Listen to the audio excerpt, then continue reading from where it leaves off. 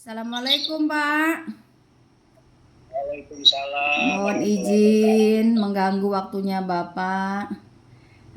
Saya mau melakukan wawancara terhadap Bapak.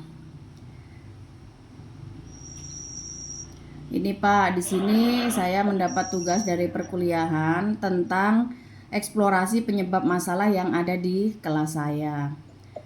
Yang pertama ini tentang minat siswa terhadap mata pelajaran itu masih rendah. Menurut Bapak, mengapa minat siswa terhadap mata pelajaran matematika itu masih rendah? Terus apa solusinya kira-kira? Terima kasih. Untuk pertama, Pak. Yang pertama, pelajaran matematika itu bagi siswa rata-rata itu merupakan pelajaran yang menakutkan, yang sulit bagi mereka itu dalam anggapan mereka, sehingga itu yang menyebabkan minat belajar untuk matematika itu rendah. Yang kedua, itu kembali kepada guru. Guru sendiri terkadang kurang berinovasi, kurang kreatif, kurang menciptakan apa yang sifatnya bisa menarik minat siswa. Yang kedua, mungkin dengan membuatkan alat peraga dan lain sebagainya. Yang ketiga, terkadang kita guru juga menyamaratakan semua kemampuan siswa, ya, sehingga siswa yang memang levelnya kurang atau level sedang ke bawah itu menjadi semakin takut, ya, karena kurangnya variatif dari kita guru. Terus yang keempat itu kadang-kadang guru memaksakan mengejar target bahwa matematika pelajaran ini harus selesai pada hari ini tanpa melihat kondisi siswa. Itu yang menyebabkan siswa minat untuk ke pelajaran matematika itu semakin berkurang. Mungkin itu yang penyebab-penyebab. Tentunya solusinya bagaimana cara menarik minat siswa terhadap pembelajaran matematika. Buatlah pembelajaran matematika itu menjadi pembelajaran yang mengasihkan.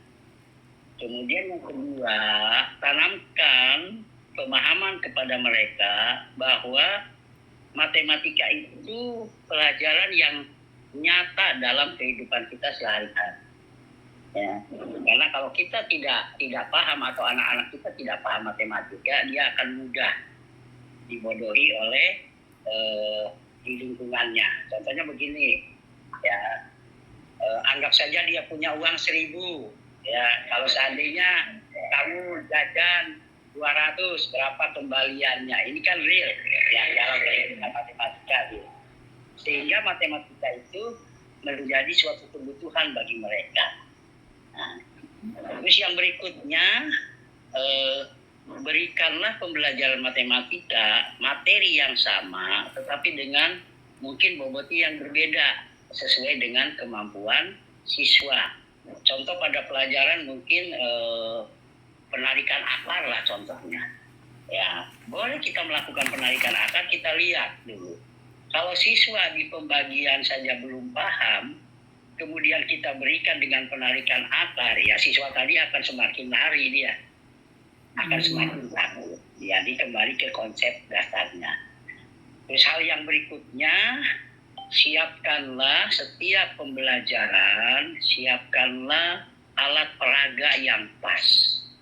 Ya, alat peraga yang pas, yang menarik buat anak. Yang berikutnya lagi yang terpenting, dalam pembelajaran matematika, jangan guru sebagai subjek utama. Ya. Berikanlah yang seluas-luasnya kesempatan kepada mereka bagaimana mereka dapat menemukan jawaban. Jangan terus-terus guru, ya. Ini kemudian yang berikutnya tentunya guru harus siap melayani ketika siswa bertanya hal yang sama sampai berulang kali. Karena kita terkadang kalau satu anak sudah bertanya, anak yang berikutnya bertanya yang sama, pasti kita akan marah. Nah itu ya, mungkin hal-hal itu salah satu solusinya. Baik, terima kasih Pak. Itu untuk pertanyaan yang kedua tentang minat pelajaran matematika. Yang kedua ini tentang motivasi belajar peserta didik rendah. Menurut Bapak, mengapa motivasi belajar peserta didik yang ada di kelas saya ini rendah itu? Terus apa solusinya? Motivasi belajar siswa rendah itu mungkin bukan hanya di kelas ibu. Hampir keseluruhan siswa pada saat ini motivasi belajarnya rendah. Mengapa? Itu penyebabnya karena belajar tidak menjadi kebutuhan bagi mereka. Ya. Kemudian yang kedua, pemaksaan dari orang tua juga terhadap siswa. Orang tua tidak memikirkan siswa itu bagaimana, tetap anaknya bagaimana, dia harus sekolah karena sekolah hanya sebagai ajang gengsi. Ya. Yang ketiga, motivasi belajar siswa itu rendah juga kembali ke kita gurunya. Ya, kalau guru itu dia hanya datang, siswa datang, kemudian hanya sekedar melaksanakan kewajiban sebagai guru, itu yang menyebabkan siswa juga motivasinya rendah. Tapi kalau guru juga mungkin menjadikan dirinya sebagai teman, sebagai sarana mereka untuk bertanya dan lain sebagainya, ya. Perlakuan guru terhadap siswa itu juga membuat motivasi siswa bertambah. Ya, salah satu contoh beginilah. Banyak guru mungkin karena datang terlambat, sudah marah-marah, belum apa-apa, siswa sudah dimarah-marah. Ini yang membuat motivasi belajar siswa rendah. Ya, itu yang ininya. Ya, solusinya ya itu tadi. Ya, solusinya itu bagaimana caranya siswa merasa bahwa sekolah itu adalah rumah kedua bagi mereka. Nah, guru itu adalah merupakan orang tua kedua bagi mereka, sehingga betul-betul mereka ingin ke sekolah. Dengan kata ingin ke sekolahnya saja itu sudah berarti motivasi belajarnya siswa akan lebih meningkat. Ditambah dengan pelayanan-pelayanan kita yang betul-betul untuk kebutuhan siswa. Oke, baik Pak. Terima kasih atas solusinya. Yang ketiga ini mengenai siswa yang sering tidak masuk. Jadi di kelas saya ini ada 2 siswa yang sering tidak masuk ke sekolah. Menurut Bapak apa yang menyebabkan siswa tersebut susah untuk pergi ke sekolah atau jarang pergi ke sekolah? Terima kasih. Jarangnya siswa datang ke sekolah itu belum tentu dia anak pemalas. Ya, belum tentu dia pemalas. Ya, kita lihat dulu sebelumnya. Apakah sebelum dia di kelas ibu atau di kelas sebelumnya, ya kalau dia sekarang kelas 5, kita lihat dulu di kelas 4. Apakah di kelas 4 itu anak itu memang pemalas atau rajin? Itu yang pertama, ya. Jadi kita lihat dulu latar belakangnya. Latar belakangnya, mengapa siswa tadi sampai malas datang ke sekolah. Mungkin salah satunya siswa tersebut diberi beban pekerjaan oleh orang tua, ya, harus membantu orang tua. Ya, itu juga yang menyebabkan siswa jadi malas ke sekolah. Yang kedua, dukungan orang tua juga rendah, motivasi orang tua juga rendah. Itu yang menyebabkan dia juga semakin malas ke sekolah. Yang ketiga, kita selalu mencap, kita sebagai guru tanpa menyelidiki latar belakang siswa, kita mencap kamu ini pemalas. Ya. Kalau kita guru sudah mengatakan kamu ini kok pemalas sekali, nggak pernah ke sekolah, itu otomatis anak tadi akan menjadi semakin pemalas. Itu yang membuat motivasi rendah. Yang ketiga, lingkungan. Faktor lingkungan. Mungkin dia sudah bergaul dengan anak-anak yang tidak sekolah, ya, sehingga motivasi dia ke sekolah itu sudah surut, sudah tidak ada, ya, karena dia selalu bergaul dengan teman-temannya yang tidak sekolah. Itu yang menyebabkan motivasi siswa rendah. Tetapi hal yang paling pokok pada itu semua, kenapa dia motivasi ke sekolah rendah? Itu karena dia merasa bahwa sekolah itu bukan kebutuhan dia, gitu. Ya, kalau sekolah itu menjadi kebutuhannya dia untuk sarana dia mencari ilmu, menuntut ilmu pengetahuan, jelas motivasinya akan meningkat. Seperti itu. Baik, terima kasih Pak. Itu tadi tentang siswa yang jarang pergi ke sekolah. Yang keempat ini hubungan komunikasi antara guru dengan orang tua masih kurang. Menurut Pak, apa yang menyebabkan hubungan komunikasi antara guru dengan orang tua ini masih kurang? Terkadang kita guru tuh susah untuk komunikasi dengan orang tua. Ya, penyebab kenapa komunikasi guru dengan orang tua rendah itu ya karena kesibukannya orang tua. Itu yang pertama. Orang tua merasa dia sibuk untuk mengurusi anaknya di sekolah, sehingga hubungan dengan guru pun jarang. Ya, itu yang pertama. Kemudian yang kedua, kenapa kok hubungan antara guru dengan orang tua itu rendah? Karena itu tadi, karena merasa bahwa kebutuhan siswa untuk belajar itu bukan kebutuhan utama, tetapi kadang-kadang hanya sekedar sarana gengsi. Kalau anak saya tidak sekolah, nanti tetangga saya bilang apa? Seperti itu. Ya, itu yang menyebabkan bahwa hubungan kita dengan orang tua itu kurang. Ya, apakah kita cek? Apakah pernah orang tua menanyakan ketika anaknya pulang, kamu belajar apa nak? Ya kan? Kamu dapat nilai berapa nak? Apa yang terjadi di sekolah? Kan seperti itu.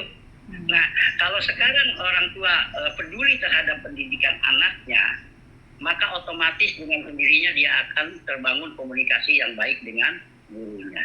Karena dia ingin tahu bagaimana siswa atau anaknya tadi selama di sekolah.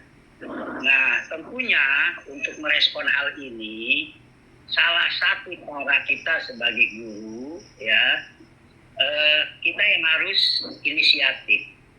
Ya, salah satu contoh sekarang mungkin kita bentuk paguyuban kelas.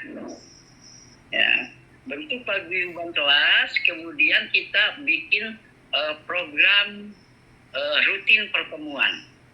Entah itu sebulan sekali kah atau 2 minggu sekali. Yang program rutin pertemuan di sekolah itu intinya itu adalah untuk membicarakan bagaimana kemajuan putra-putrinya selama di kelas 5 atau selama di kelas tersebut. Mungkin itu. Baik, terima kasih Pak. Itu tadi tentang hubungan orang tua dengan guru. Yang kelima ini ada permasalahan tentang siswa cenderung pasif dalam pembelajaran, mengikuti pembelajaran di kelas. Pasif, jadi dia tidak aktif dalam mengikuti proses pembelajaran yang ada di kelas. Menurut Bapak, apa yang menyebabkan siswa tersebut tidak aktif atau pasif? Penyebab dia pasif karena dia tidak tertarik, ya, tidak tertarik dengan pelajaran tersebut. Itu yang membuat dia pasif. Ya, itu penyebab yang pertama. Penyebab yang kedua, kenapa siswa pasif? Itu kembali ke kita. Kita sebagai guru terkadang ketika anak bertanya kita tidak jawab, kita biarkan, gitu ya. Yang ketiga, kadang-kadang kita kan guru juga tidak adil, ya. Kalau giliran si A bertanya kita layani baik-baik, giliran si B dia bertanya ibu biarkan, ya, atau kita biarkan. Apalagi si B ini bertanya dengan pertanyaan yang sama, itu yang membuat anak tadi jadi pasif. Percuma kok saya tanya juga, Bu Guru nggak mungkin berikan penjelasan, Pak Guru nggak mungkin berikan penjelasan. Yang berikutnya, ya, tentunya kita sebagai guru, anak yang pasif tersebut bagaimana caranya supaya dia aktif? Berikanlah kesempatan yang sebanyak-banyaknya kepada dia, ya, berikan kepercayaan kepada dia. Mungkin untuk presentasi, mungkin untuk bertanya, atau mungkin dia menjawab, ya, dibiasakan, ya. Kemudian berikan motivasi. ya, penghargaan. Contohnya ketika dia menjawab meskipun mungkin jawabannya salah, ya bagaimana caranya, sudah kita anggap bilang bagus tapi kurang tepat dan lain sebagainya. Setiap bertanya kita berikan pujian, maka otomatis anak tersebut akan menjadi lebih aktif. Baik, Pak. Terima kasih atas jawabannya. Yang keenam ini permasalahannya tentang pembelajaran berbasis HOT. Rendahnya tingkat berpikir siswa dalam pembelajaran berbasis HOT. Menurut Bapak, apa yang menyebabkan rendahnya tingkat berpikir siswa dalam pembelajaran berbasis HOT? Rendahnya pembelajaran berbasis HOT itu diawali dari kita sebagai guru. Karena kita sebagai guru selalu memberikan pertanyaan-pertanyaan yang jawabannya pasti. Ya, itu yang menjawabnya pasti. Belum pernah kita memberikan pembelajaran khususnya pada matematika. Contohnya begini. Mungkin kita sebagai guru contohnya menulis angka 16 di papan tulis. Kemudian berikan kepada anak bagaimana caranya bisa dapat 16 ini. Ya, maka anak akan terangsang. Oh, ternyata 16 itu bisa saja 4 kali 4. Bisa saja 8 tambah 8. Bisa saja 32 dibagi 2 dan lain sebagainya. Maka dengan begitu anak akan termotivasi untuk berpikir tingkat tinggi atau yang kemudian yang kedua, biasakan anak ya memberikan pendapat mungkin seluas-luasnya, meskipun terkadang pendapatnya mungkin tidak sesuai dengan definisi. Ya, kalau kita ini contohnya bagaimana mencari keliling segitiga gitu ya, kita batasi berdasarkan rumus, ya otomatis anak dia tidak akan terprovokasi. Oleh karena itu janganlah kita memberikan pertanyaan-pertanyaan yang sifatnya tertutup. Itu untuk merangsang anak bagaimana dia termotivasi untuk berpikir seperti itu. Oke, baik Pak. Terima kasih. Tadi itu tentang pembelajaran berbasis HOT. Yang terakhir ini Pak, tentang kurangnya motivasi guru untuk menggunakan teknologi dalam kegiatan belajar mengajar. Menurut Bapak, kurangnya motivasi guru untuk menggunakan teknologi dalam kegiatan belajar mengajar ini mengapa? Apa yang menyebabkan guru kurang termotivasi? Ya, penyebabnya satu, dia tidak menguasai. Itu yang pertama ya. Dia kurang mahir dalam penguasaan teknologi pembelajaran. Misalnya contoh saja mungkin membuat PowerPoint dan lain sebagainya. Ya. Kemudian yang kedua, kurang termotivasi bahwa dia merasa itu jadi beban. Ya, saya ini sudah mau pensiun, saya ini tinggal 3 tahun, ngapain lagi mau repot-repot, toh ngajar dengan pakai tanpa alat peraga teknologi pun bisa. Ya, jadi seperti itu. Itu motivasi itu karena memang sebetulnya kebutuhan daripada guru itu sendiri, ya, dia merasa bahwa itu tidak dia butuhkan, ya itu. Tetapi intinya kenapa dia kurang memanfaatkan itu, karena kurangnya pemahaman atau wawasan dalam bidang tersebut. Ya. Jadi ya kalau bisa mungkin kita di sekolah adakan program bagaimana melakukan pelatihan terhadap teman-teman kita supaya termotivasi untuk menggunakan media pembelajaran yang sifatnya lebih canggih. Oke. Baik, terima kasih Pak atas jawaban-jawaban atau motivasi Bapak yang sudah memberikan masukan terhadap saya. Mudah-mudahan apa yang Bapak sampaikan nanti bisa saya terapkan terutama di kelas saya tentang permasalahan-permasalahan yang saya angkat ini. Terima kasih juga waktunya Bapak yang memberikan kepada saya. Kurang lebihnya saya minta maaf karena sudah mengganggu, menyita waktu Bapak malam hari ini. Terima kasih ya Pak. Sama-sama. Ya. Assalamualaikum.